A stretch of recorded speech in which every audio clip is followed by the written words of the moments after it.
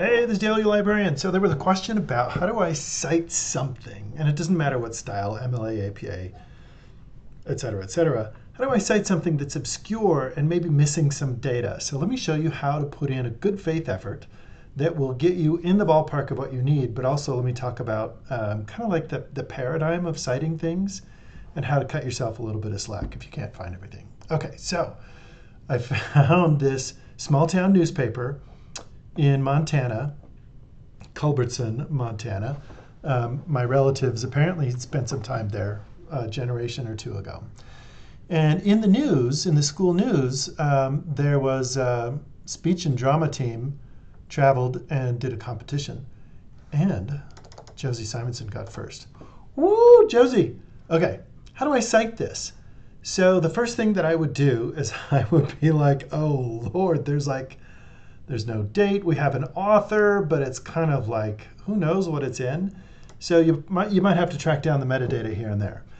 The main good faith effort, disposition, paradigm that you should have is you do your best to get as much information as you can, but sometimes it doesn't exist. If you're in scholarly things, all the time, with maybe a couple exceptions, that metadata, the author and the title and things, is always there. But out on the open web, stuff still needs to be cited. If you're looking at like rhetorical analysis, or if you want to cite small town rhetoric or anything like that, wouldn't that be cool? So you still do want to put in that good effort. So first thing that I would do is go to an AI like Gemini, ChatGPT, and say, how do I cite a website in APA? And so it gives you like that basic recipe. And then I would move it over to a note-taking software. This is OneNote. Let me embiggen this so you can see in huge fashion. Okay, then the next thing I would do is I would use, do you remember in the video that I made, I talked about zbib? There's some automatic generators. So you could go and ask zbib or cite you like, some of those other ones. You can just put in the URL and say, give me your best shot. And then I've already done this one. Let's see, the bunkhouse. So I can copy that one, and I can come back over here, and I can start to gather my metadata. But also, I would go over to the title, in the news, speech and drama.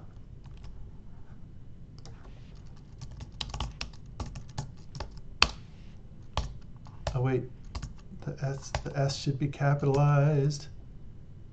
Speech and drama.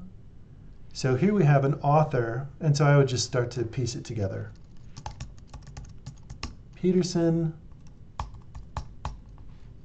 Bella, and it looks like it's May 23rd, and then the title of the page is In the News, Speech and Drama. The site name is The Bunkhouse. The URL is this URL right there.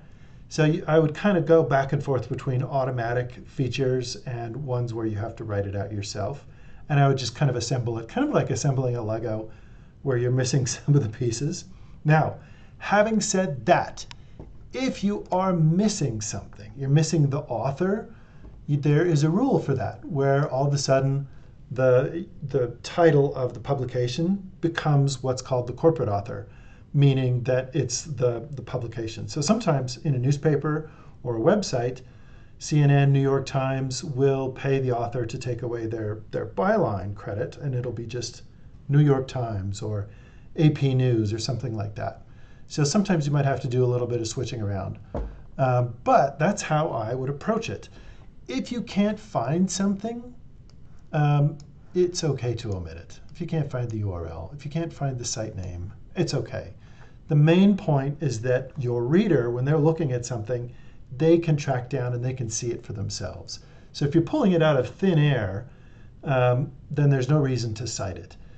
But you can cite Reddit, you can cite YouTube, you can cite TikTok in this fashion and get your reader close enough where they can see it.